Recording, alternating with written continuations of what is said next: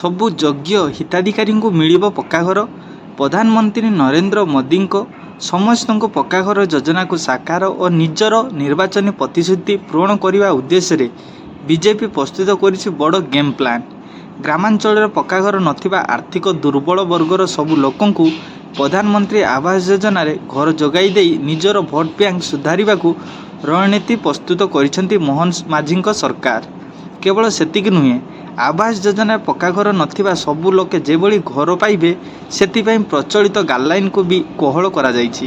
ପ୍ରଧାନମନ୍ତ୍ରୀ ଆବାସ ଯୋଜନା ଗ୍ରାମୀଣ ଯୋଜନାରେ ନୂତନ ହିତାଧିକାରୀ ଚିହ୍ନଟ ନିମନ୍ତେ ଶୁକ୍ରବାର ଆବାସ +2 ସର୍ଭେରୁ ଶୁଭାରମ୍ଭ ହୋଇଛି। 2024 ସାଧାରଣତଃ ନିର୍ବାଚନ ବିଜେପି ରାଜ୍ୟର 15 ଲକ୍ଷ ହିତାଧିକାରୀଙ୍କୁ ଘର ଯୋଗାଇ ଦେବାକୁ ପ୍ରତିଶ୍ରୁତି ଦେଇଥିଲା। ଶୁକ୍ରବାର ପିପିଲିଠାରେ ପଞ୍ଚାୟତିରାଜ ମନ୍ତ୍ରୀ ରବି ନାୟକ, ସ୍ଥାନୀୟ ସାଂସଦ ସମ୍ବିତ ପାତ୍ର ଓ ବିଧାୟକମାନେ ଉପସ୍ଥିତ ରହି ଆବାସ +2 ସର୍ଭେ ଆରମ୍ଭ କରିଥିଲେ। କଚ୍ଚା ଘରେ ରହୁଥିବା ପରିବାରଙ୍କୁ ଚିହ୍ନଟ କରିବା ପାଇଁ ଏହି ସର୍ଭେ ରାଜ୍ୟବ୍ୟାପୀ ଆରମ୍ଭ ହୋଇଛି। ସମନ୍ୱୟ ବୈଠକରେ ବିଜେପି ରଣନୀତି। ପିଏମ୍ ଆବାସ ଯୋଜନାରେ ଯୋଗ୍ୟ ଲୋକଙ୍କୁ ଘର ଆବଣ୍ଟନ ମାଧ୍ୟମରେ ବିଜେପି ନିଜର ଭୋଟ ବ୍ୟାଙ୍କକୁ ଗ୍ରାମାଞ୍ଚଳରେ ସୁଦୃଢ଼ କରିବା ରଣନୀତି ପ୍ରସ୍ତୁତ କରିଥିବା ଜଣାପଡ଼ିଛି। ନିର୍ଭରଯୋଗ୍ୟ ସୂତ୍ର ଅନୁସାରେ ଗତ ବୁଧବାର ରାଜ୍ୟ ବିଜେପି କାର୍ଯ୍ୟାଳୟରେ ସଂଗଠନ ଓ ସରକାର ମଧ୍ୟରେ ସମନ୍ୱୟ ରକ୍ଷା ପାଇଁ ରାଜ୍ୟ ପ୍ରଭାରୀ ବିଜୟପାଲ ସିଂହ ତୋମାରଙ୍କ ଉପସ୍ଥିତିରେ ବସିଥିବା ଉଚ୍ଚସ୍ତରୀୟ ବୈଠକରେ ଏଭଳି ରଣନୀତି ଉପରେ ମୋହର ବାଜିଛି। ବୈଠକରେ ମୁଖ୍ୟମନ୍ତ୍ରୀ ମୋହନ ଚରଣ ମାଝୀଙ୍କ ସମେତ ଦୁଇ ଉପମୁଖ୍ୟମନ୍ତ୍ରୀଙ୍କ ସମେତ ରାଜ୍ୟ ସଭାପତି ମନମୋହନ ସାମଲ ଓ ସଂଗଠନର ବରିଷ୍ଠ ପଦାଧିକାରୀ ଓ ଛାମୁଆ ୱିଙ୍ଗର ସଭାପତିମାନେ ସାମିଲ ଥିଲେ। ରାଜ୍ୟ ବିଜେପି ସରକାର ଏବେ ସୁଭଦ୍ରା ଯୋଜନାରେ ମହିଳାଙ୍କୁ ହାତ ଖର୍ଚ୍ଚ ଓ ଚାଷୀଙ୍କୁ ଧାନ କୁଇଣ୍ଟାଲ ପିଛା 800 ଟଙ୍କା ବୋନସ୍ ପ୍ରଦାନ କରିଥିଲେ ମଧ୍ୟ ତାର ଫାଇଦା ଉଠାଇ ସଂଗଠନ କାହିଁକି ଲୋକଙ୍କ ନିକଟରେ ହେଲାନି ବୋଲି ବୈଠକରେ ଅସନ୍ତୋଷ ବ୍ୟକ୍ତ କରାଯାଇଥିଲା। ଆଉ ଶୁକ୍ରବାରରୁ ଆବାସ ଯୋଜନା ସର୍ଭେ କାର୍ଯ୍ୟ ରାଜ୍ୟବ୍ୟାପୀ ଆରମ୍ଭ ହୋଇଥିବାରୁ ତାକୁ କିଭଳି ସରକାର ଓ ସଂଗଠନ ମଧ୍ୟରେ ସମନ୍ୱୟ ରକ୍ଷା କରି ପ୍ରକୃତ ଯୋଗ୍ୟ ବ୍ୟକ୍ତି ଦଳମତ ନିର୍ବିଶେଷରେ ଗରିବ ଲୋକଙ୍କୁ ଘର ଆବଣ୍ଟନ କରାଯାଇପାରିବ ସେ ଦିଗରେ କାର୍ଯ୍ୟ କରିବାକୁ ସହମତି ପ୍ରକାଶ। ସର୍ଭେରେ କେମିତି ସାମିଲ ହେବେ? ଆବାସ ପ୍ଲସ୍ 2024 ମୋବାଇଲ ଆପ୍ଲିକେସନ ମାଧ୍ୟମରେ ଏହି ସର୍ଭେରେ ସାମିଲ ହୋଇପାରିବେ। ଏହି ସର୍ଭେରେ ହିତାଧିକାରୀ ନିଜକୁ ସାମିଲ କରିପାରିବେ, ନଚେତ୍ ବ୍ଲକ ଦ୍ୱାରା ନିୟୋଜିତ ଅଧିକାରୀମାନଙ୍କ ଦ୍ୱାରା ମଧ୍ୟ ନିଜକୁ ସାମିଲ କରାଯାଇପାରିବେ। ସର୍ଭେରେ ପରିବାର ସଦସ୍ୟମାନଙ୍କର ଆଧାର କାର୍ଡ଼, ଜବ୍ କାର୍ଡ଼, ବ୍ୟାଙ୍କ ବିବରଣୀ, ମୋବାଇଲ ନମ୍ବର ବା ବୟସ, ଲିଙ୍ଗ ଓ ପେଶା ଆଦିର ତଥ୍ୟ ଦେବାକୁ ପଡ଼ିବ। କେଉଁଭଳି ଓ କେତେ ବଖରା ଘରେ ରହୁଛନ୍ତି, ତାର କାନ୍ଥ ଓ ଉପର ଛାତ କ'ଣ ସହ ଜମି ରେକର୍ଡ଼ ବିବରଣୀ ମଧ୍ୟ ଦେବାକୁ ପଡ଼ିବ। ଜଣେ ହିତାଧିକାରୀ ନିଜେ କିଭଳି ନିଜକୁ ସର୍ଭେରେ ସାମିଲ କରିପାରିବେ ସେ ନେଇ ସବୁ ପଞ୍ଚାୟତରେ ଡିସେମ୍ବର 2ରୁ 4 ତାରିଖ ପର୍ଯ୍ୟନ୍ତ ପ୍ରଶିକ୍ଷଣ କାର୍ଯ୍ୟକ୍ରମ ସରିଛି। ସମଗ୍ର ରାଜ୍ୟରେ ମୋଟ 13,942 ଜଣ ବ୍ଲକ କର୍ମଚାରୀଙ୍କୁ ମଧ୍ୟ ଏହି ସର୍ଭେ ନିମନ୍ତେ ପ୍ରଶିକ୍ଷଣ ଦିଆଯାଇଛି। ହିତାଧିକାରୀ ଚୟନ ପାଇଁ ମାନଦଣ୍ଡ କୋହଳ।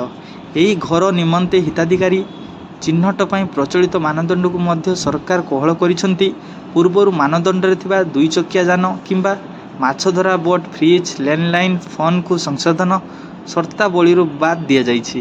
ନୂଆ ସର୍ଭେରେ 3 ଚକିଆ ଓ 4 ଚକିଆ ଗାଡ଼ି ଥିଲେ ପରିବାର କେହି ସରକାରୀ କର୍ମଚାରୀ, ଆୟକର ଦାତା, ସରକାରଙ୍କ ପାଖରେ ପଞ୍ଜୀକୃତ ଅଣକୃଷି ଉଦ୍ୟୋଗୀ ପରିବାର, 50,000 ଟଙ୍କା ଅବା ତାଠାରୁ ଅଧିକ କିଷାନ କ୍ରେଡିଟ୍ କାର୍ଡ଼ ଥିଲେ, କୃଷି କାର୍ଯ୍ୟରେ ନିୟୋଜିତ 3 ଓ 4 ଚକିଆ ମୋଟରଯାନ ପରିବାର କୌଣସି ସଦସ୍ୟଙ୍କ ମାସିକ ଆୟ ସର୍ବାଧିକ 15,000 ଟଙ୍କା, 2.5 ଏକରରୁ ଅଧିକ ଜଳସେଚିତ ଜମି ଓ 5 ଏକରରୁ ଅଧିକ ଅଣଜଳସେଚିତ ଜମି ଥିଲେ ଆବାସ ଘର ପାଇବାକୁ ଅଯୋଗ୍ୟ ସାବ୍ୟସ୍ତ ହେବେ।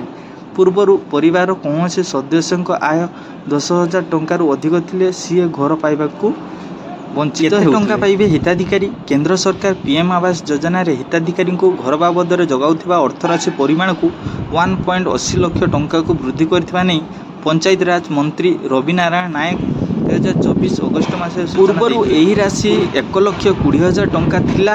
ଏହାଛଡ଼ା କେନ୍ଦ୍ର ସରକାରଙ୍କ ଅନ୍ୟ ଯୋଜନାରେ ଶୌଚାଳୟ, ପାଇପ୍ରେ ପାନୀୟ ଜଳ ଯୋଗାଣ ଓ ବିଦ୍ୟୁତ୍ ଯୋଗାଣ କରି ପିଏମ୍ ଆବାସକୁ ଏକ ମଡେଲ ଘର ଭାବେ ହିତାଧିକାରୀଙ୍କୁ ଯୋଗାଇ ଦେବାର ପ୍ରାବଧାନ କରିଛନ୍ତି। ପିଏମ୍ ଆବାସର ସ୍ଥିତି ରାଜ୍ୟରେ କ'ଣ?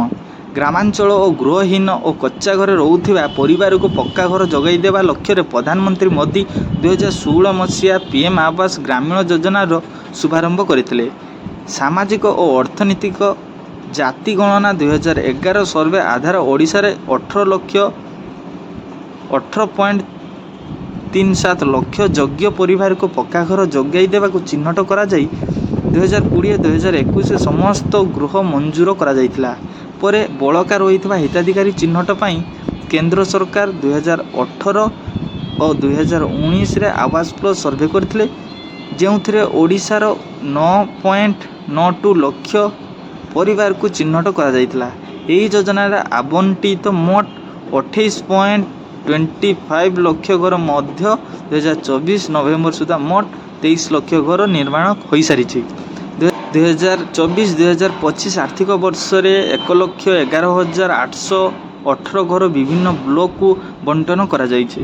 ରାଜ୍ୟରେ ବିଜେପି ସରକାର କ୍ଷମତାକୁ ଆସିବା ପରେ କେନ୍ଦ୍ର ସରକାର 5 ଲକ୍ଷ PM ଆବାସ ଗ୍ରାମୀଣ ଘର ଆବଣ୍ଟନ କରିଛନ୍ତି। ନୂତନ ସର୍ଭେରେ ଯେତେ ଯୋଗ୍ୟ ହିତାଧିକାରୀ ଚିହ୍ନଟ ହେବେ ସେମାନଙ୍କୁ ସମସ୍ତଙ୍କୁ ଏହି PM ଆବାସ ଯୋଜନା ଘର ଯୋଗାଇ ଦିଆଯିବ ବୋଲି ପଞ୍ଚାୟତିରାଜ ମନ୍ତ୍ରୀ ଶ୍ରୀ ନାୟକ ସ୍ପଷ୍ଟ କରିସାରିଛନ୍ତି।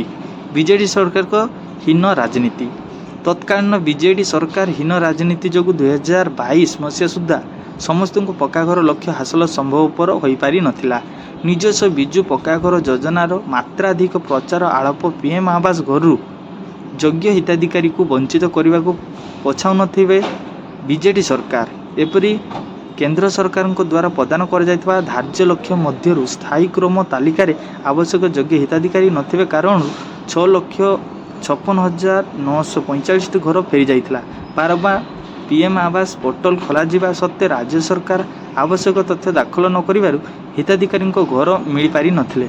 ସେହିପରି ବିଜେଡିର ରାଜନୀତି ଯୋଗୁଁ 2021-22, 2022-23 ସର୍ଭେରେ ବାଦ୍ ପଡ଼ିଥିବା 50,963 ଜଣ ହିତାଧିକାରୀଙ୍କ ତାଲିକାକୁ ଏବେ ବିଜେପି ସରକାରଙ୍କ ନୂଆ ସର୍ଭେରେ ସାମିଲ କରିଥିବା ଜଣାପଡ଼ିଛି।